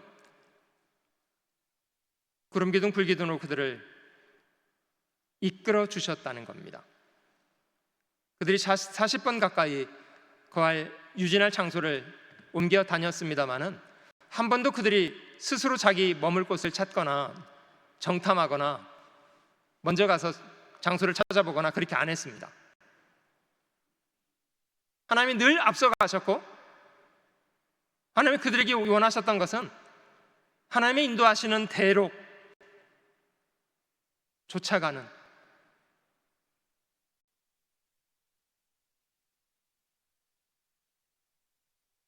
차가운 밤 공기를 데펴주시기도 하고 불기둥으로, 무리 앞에서 그들을 구름기둥으로 인도해 주셨습니다. 때로는 그들로 줄이기도 하고 목마르기도 하고,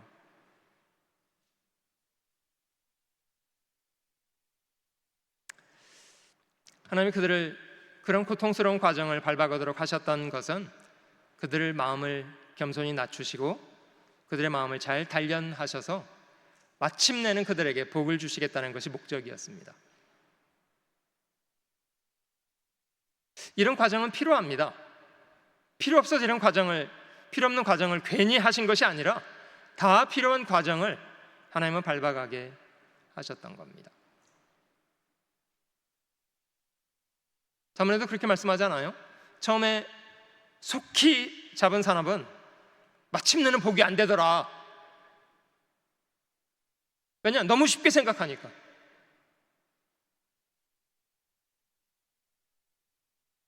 다윗은 그 고생을 해서 왕이 돼서 왕이 된 이후에도 여전히 마음의 겸손을 잘 유지하고 자기를 잘 낮췄습니다. 솔로몬은 어떻습니까? 너무 쉽게 왕이 돼버렸어요. 고생 없이. 더 이상 겸손하려고 안 했습니다. 결국 실패한 사람이 돼버렸잖아요. 사람의 걸음은 여호와께로 말미암는다. 분명히 그렇습니다.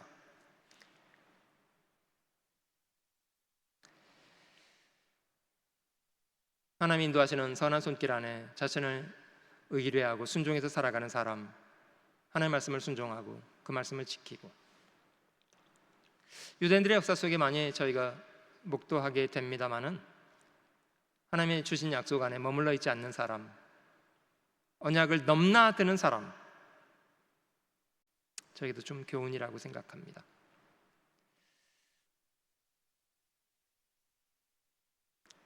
요한복음 10장 이 말씀을 같이 한번 읽어보실게요. 자기 양을 다 내어놓은 후에 앞서가면 양들이 그의 음성을 아는 고로 따라오되, 양들은 지독한 근시 아니라 자기 먹을 풀이 어디 있는지 마실 물이 어디 있는지 모릅니다.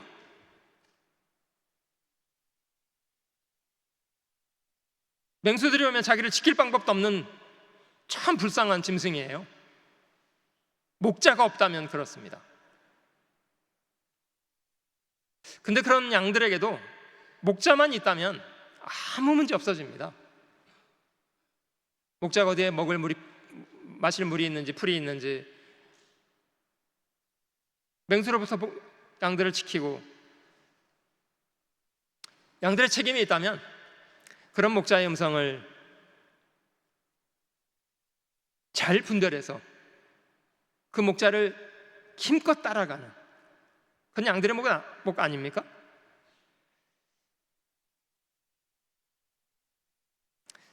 주님도 저에게 자신을 선한 목자라고 말씀하시고 양들을 위해서 목숨을 버려주신 선한 목자,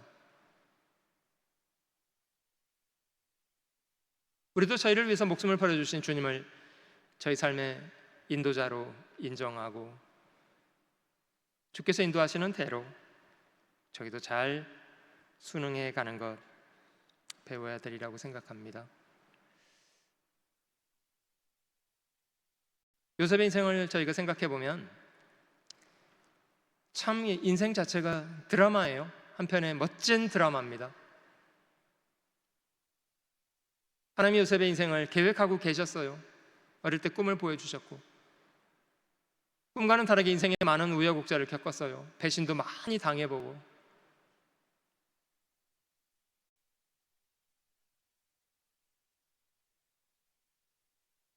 나이 17살 종으로 팔려가고 나이 30 감옥에서 올라서 애굽을 치려는 총리가 되었는데요,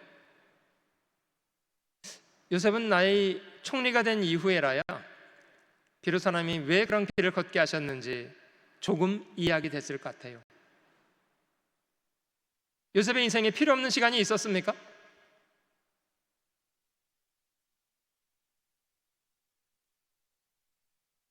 요셉은 하나님 인도하시는 손길에 참 잘 반응했던 것 같아요.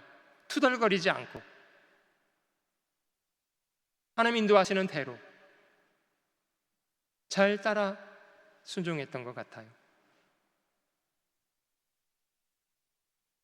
창세기 24장 이삭과 리브가의 결혼 이야기 기록돼 있고요, 리브가는 낙타 10마리에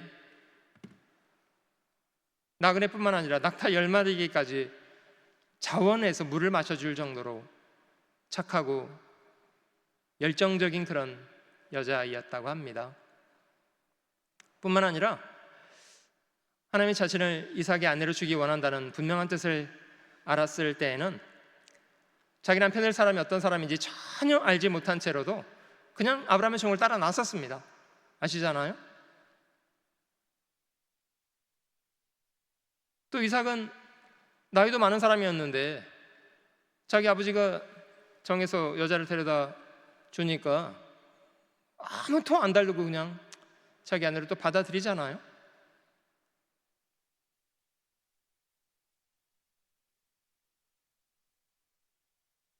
하나님 인도하시는 손길이 분명히 있고요, 하나님 인도하시는 손길에 사람이 어떻게 반응할 것인가도 중요합니다.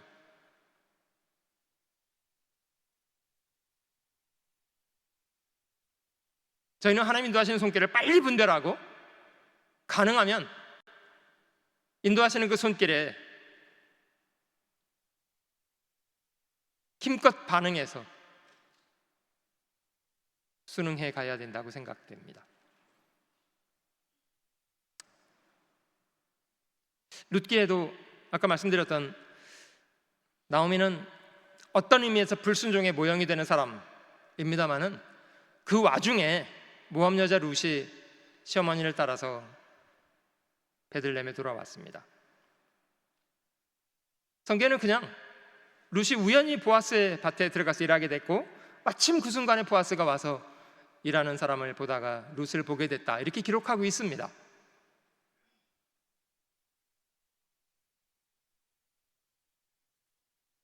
성경은 우연히 벌어진 일처럼 기록하고 있습니다마는 그 우연의 배후에 하나님의 손길이 있다는 거 알고 계십니까?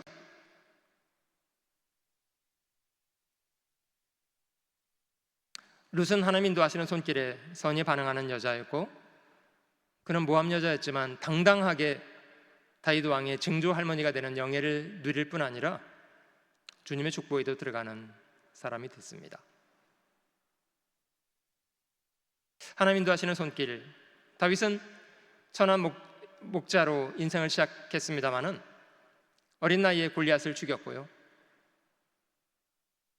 다윗이 골리앗을 때려 죽이러 전쟁터에 나간 게 아닙니다. 그냥 심부름하러 나갔다가 하나님을 모욕하는 사람에게 분노를 느껴서 골리앗과 싸웠고 그를 죽였습니다. 다윗이 골리앗을 죽인 이후에 얼마나 고단한 시간을 많이 보냈습니까? 시편 23편도 내가 사망의 음침한 골짜기를 걸어가고 있다. 사울이 10년 이상 다윗을 추적하고 쫓아다녔습니다. 얼마나 도망다녔습니까? 얼마나 억울합니까?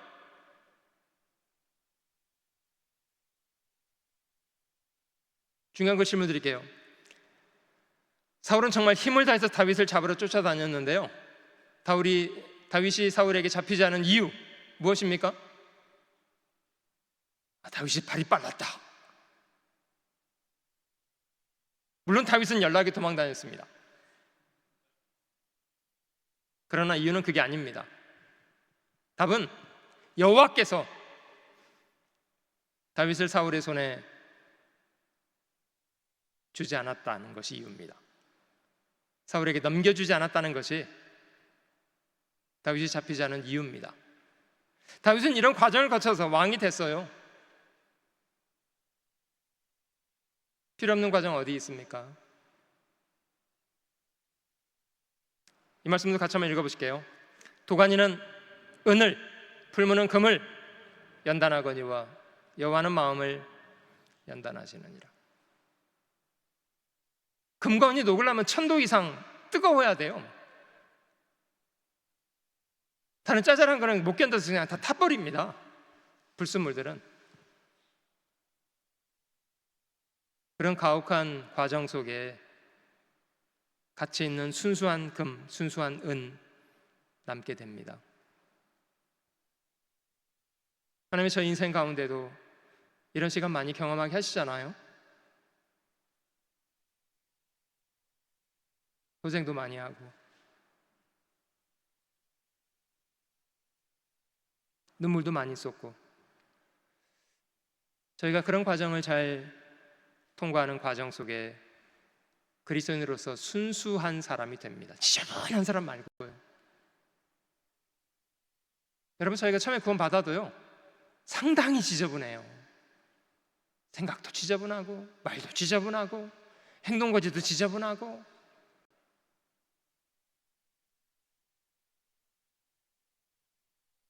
하나님 연단의 과정을 거쳐서 저희를 다듬어 가고, 그런 과정을 거쳐서 순수한 사람이 될 뿐 아니라 많은 사람을 주님께 돌아오게 하는 일을 잘 감당하는 사람이 됩니다. 하나님이 사람을 쓰실 때 어떤 사람에게든지 시험을 줘서 시험을 어떻게 통과하는가를 보십니다. 시험을 참는 자가 복이 있다. 하나님이 옳다고 인정해 주실 때까지 그 시간이 필요합니다. 이것에 옳다 인정하심을 받은 후에 주께서 자기를 사랑하는 자들에게 약속하신 생명의 멸류관을 얻을 것이다.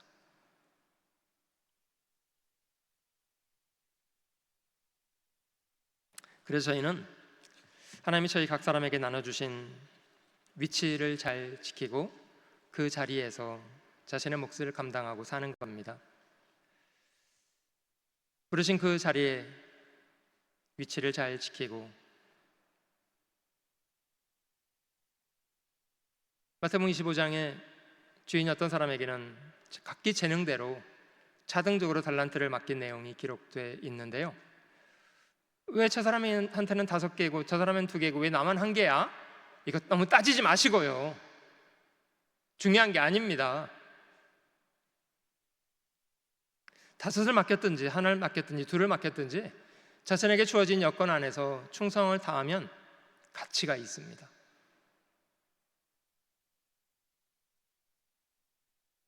뉴욕에 계시는 분들은 기억하시죠? 예전에 뉴욕에서 그 중증 소아마비를 앓던 중에도 열심히 전도했던 한 자매님 기억나십니까?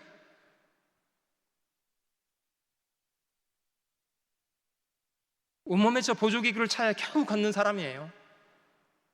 그런 몸을 가지고도 그로서리 힘겹게 가서 장을 받아가 음식을 준비해서 사람들을 집에 데려다가 음식을 대접하고 말씀을 전하고,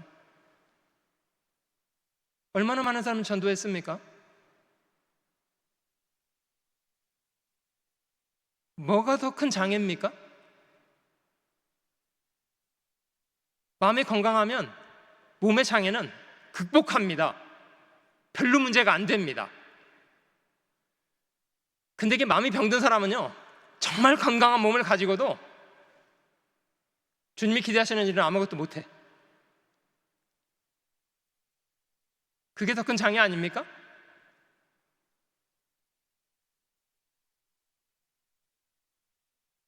다섯 달란트를 가지고 5을 남겼으면 잘한 거라고요. 1개를 가지고 2를 남겼으면 더 잘한 거고요. 2개를 가지고 4개를 남겼으면 5을 가지고 5을 남긴 것보다 훨씬 잘한 거라고요.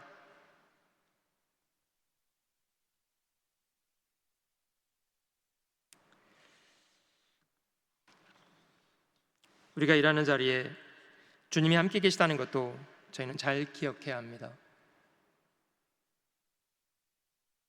저에게 상을 주시거나 꾸지람을 주시는 것도 결국 주님이십니다. 이는 각 사람이 무슨 선을 행하든지 종이나 자유하는 자나 주에게 그대로 받을 줄 안다. 저마다 자신에게 주어진 위치에서 주어진 일을 열심히 해가야 합니다. 수양관에 저희가 함께 오랫동안 같이 봉사하고 일도 많이 했는데요, 정말 저마다 구석구석에 너무 좋은 일꾼들을 많이 주셔서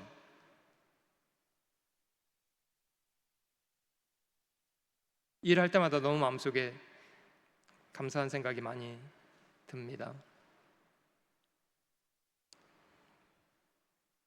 모쪼록 저희가 주님이 저에게 어떤 일을 부탁하시더라도 잘 감당해낼 수 있는 그런 좋은 마음들 더 주셨으면 좋겠다고 생각합니다. 우리가 있어야 될 자리, 주님이 저희를 연단하실 때도 그 연단하는 자리를 그대로 잘 지켜내고, 자신의 일하는 자리 잘 지켜내고, 자신의 골방에서 하나님 앞에 늘 마음을 열어서 기도하고, 기도하는 자리도 잘 지켜야 될 자리라고 생각합니다. 하나님을 아버지라고 부르면서도 늘 염려 가운데 있는 사람 별로 좋지 않습니다. 염려를 중단하고 전능자에게 기도하고, 그러면 저희가 뭘 열심히 하고 살아가야 되는가도 더 발견하게 되리라고 생각됩니다. 그리스도인들이 함께 모이는 자리, 하나님은 그곳에 함께 역사하시고 필요한 것을 알게 하시는 분이시랍니다. 교회 안에 꾸준히 있는 거 참 귀한 거라고 생각합니다. 살아가면서 많이 느낍니다만은 저희가 그렇게 스스로 완전하지 않습니다. 저희 의지 필요합니다만은 저희 의지가 저 인생을 다 붙잡고 있을 만큼 단단하지 않고요. 저희는 끊임없이 교회 안에서 필요한 것을 배우고, 성령이 주시는 감동, 형제자매들의 선한 권면, 이런 것이 필요합니다. 오직 오늘이라 일컫는 동안에 너희가 매일 피차 권면하도록 하라. 서로 돌아보고 사랑과 선행을 서로 격려해 주고, 가능하다면 힘써 모이고. 한번 옆에 돌아보시겠습니까? 누가 앉아 계신지 한번 쭉 돌아보실래요? 네, 저희가 다 섬겨야 될 분들이에요.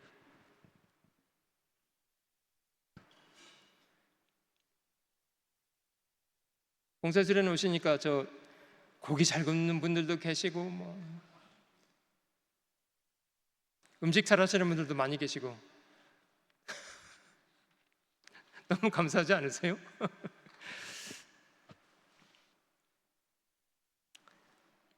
자, 그러면 좀 유심히 볼 필요가 있습니다. 포도 열매가 어디 맺히는가는 잘 보이시죠? 포도 열매는 나무에 맺힙니까? 가지에 맺힙니까? 포도는 나무에 맺히지 않습니다. 가지에 맺히죠.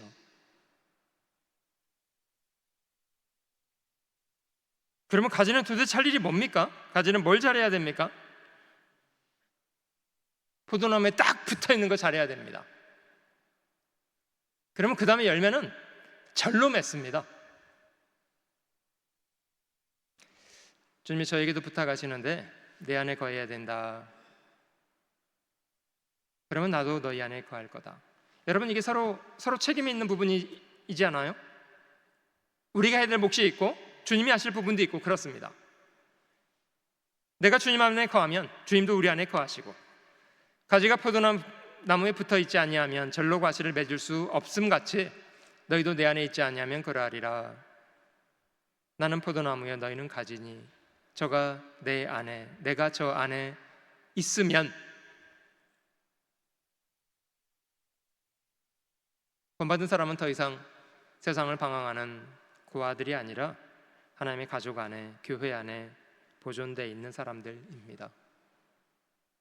그 속에 잘 뿌리를 내리고 잘 연결되어 있으면 많은 열매를 맺을 수 있습니다. 시간은 지나고 추수할 때가 됐는데 열매 없는 사람으로 추수 때를 맞게 된다면 얼마나 부끄러운 일입니까? 많은 열매를 맺게 되면 하나님께 영광을 돌리는 사람이 될 수 있습니다. 교회는 그의 몸이니 만물 안에서 만물을 충만케 하시는 자의 충만이니라.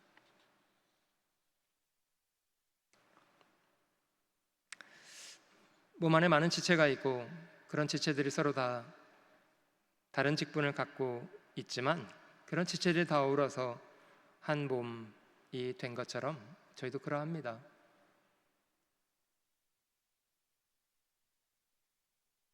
저한테 오늘 저에게 준비하셨던 그 음식 준비하라면 오늘 다들 힘드셨을 거예요.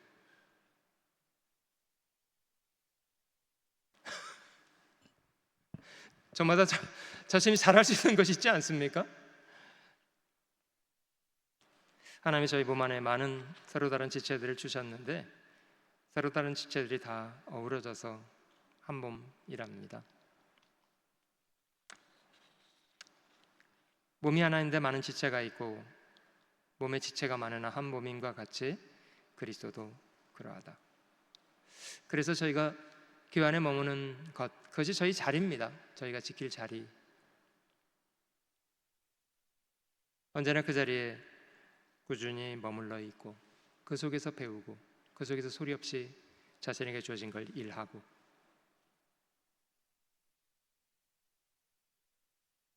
이런 사람은 되지 않도록 주님이 인도하시는 무리 안에서 스스로 이탈하는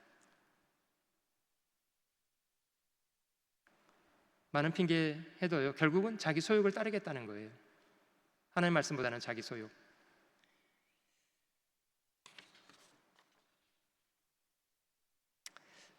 저희가 있을 자리 저희가 몇 가지 살펴보고 있는데요. 교회 안에 머물러 있는 것, 교회가 함께 복음을 전하고 사람을 전도하는 그 자리, 사람의 영혼을 구원하는 자리, 같이 일하는 겁니다. 두루 연합해서 멸망케 된 사람들을 건져주고 구원하는 자리.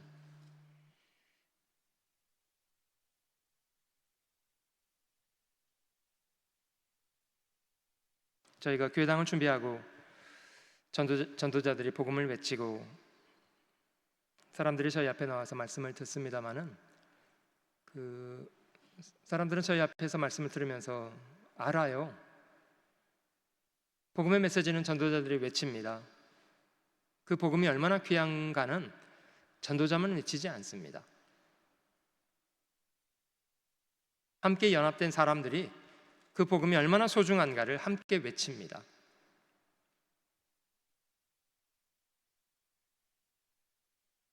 사도행전의 오순절 성령 강림 사건 당시 베드로가 설교할 때 베드로와 함께 있었던 경건한 사람들이 있습니다. 많은 사람들이 그들을 마음으로 받아들이고 복음도 받아들이게 됐습니다. 자, 그리스도인들이라면 주를 위해서 고난받는 자리, 기꺼이 그 자리에 가서 저희도 함께 고난을 받는 겁니다.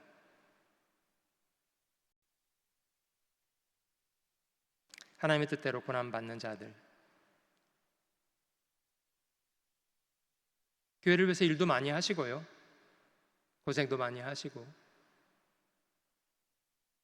이번에도 저희가 모여서 수양관을 위해서 어떻게 향후 개발을 도모해 갈 건지 건축위원들이 함께 모여서 상의하고 방향을 정하고 이렇게 했습니다. 사실 이 모든 내용이요, 더 주를 위해서 고생하자는 얘기예요. 근데 고생하자고 얘기하는데 다들 좋아하시더라고요. 미쳤나 봐. 주를 위해서 고생하자고 하는데 그냥 다들 하자고 하시더라고요. 헌금도 많이 하자고 하고 뭐 이런 투자를 하자고 이렇게 해도 다들 좋아하시더라고요.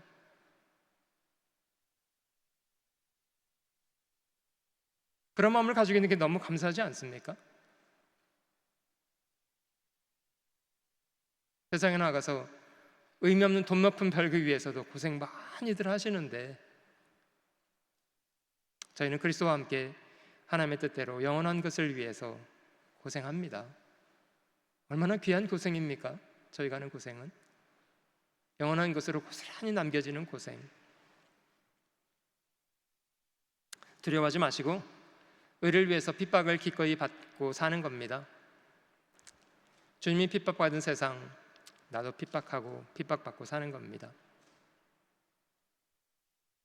잠시 후에 이 모든 시간이 지나갈 때 영원한 것으로 저희는 받게 될 것입니다.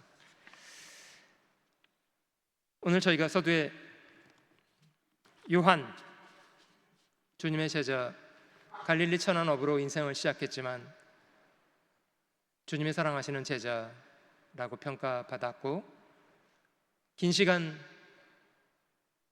교회와 복음을 위해서 온갖 고생과 수고를 했던 사람, 인생을 마치기 전에 신약성경의 마지막 책을 끝내고 자신의 인생을 끝낼 수 있었던 사람, 아마 요한의 인생은 굉장히 고단한 인생이었으리라고 생각합니다.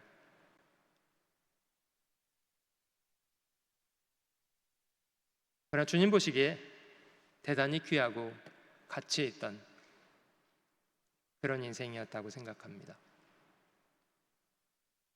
다른 것도 다 잘 해야 되겠습니다마는 주님이 저에게 부탁하시는 자리, 우리가 있어야 될 그 자리에 한결같은 모습으로 언제나 그 자리에 머물러 있는 그런 사람으로 사실 수 있으면 좋겠습니다. 내년 봉사의 수련회에서 다시 만나시겠습니다. 다시 한 번만 크게 말씀해 주실래요? 내년도 만나시겠습니까? 사진으로 확인할 겁니다. 네, 기도하고 마치겠습니다. 고마우신 주 하나님, 복음으로 저희를 구원해 주시고 이제는 하나님을 아버지로 섬겨 살아가는 귀한 사람 삼아 주신 것 진심으로 감사드립니다. 주께서 죽기까지 먼저 저희를 사랑하신 것처럼 저희도 주님을 사랑하며 남은 생에 살기를 원합니다. 주님을 사랑하는 마음으로 몸된 교회를 봉사하고 복음과 함께 선한 수고를 잘 감당하며 후회 없는 인생을 살도록 도와주시옵소서. 주님을 따랐던 선한 모범 되는 제자들의 삶을 저희가 공부하고 있습니다. 우리도 동일한 마음으로 날마다 자기를 부인하고 주님의 십자가를 지고 기꺼이 주님을 쫓아가는 주님의 제자들이 되도록 도와주시옵소서. 남은 수련의 일정도 두루 저희와 함께 하셔서 저희 마음속에 큰 용기를 얻고 돌아가는 귀한 시간들 되도록 도와주시옵소서. 구주 예수님의 거룩하신 이름으로 감사하며 기도드립니다. 아멘. 감사합니다. 수고하셨습니다.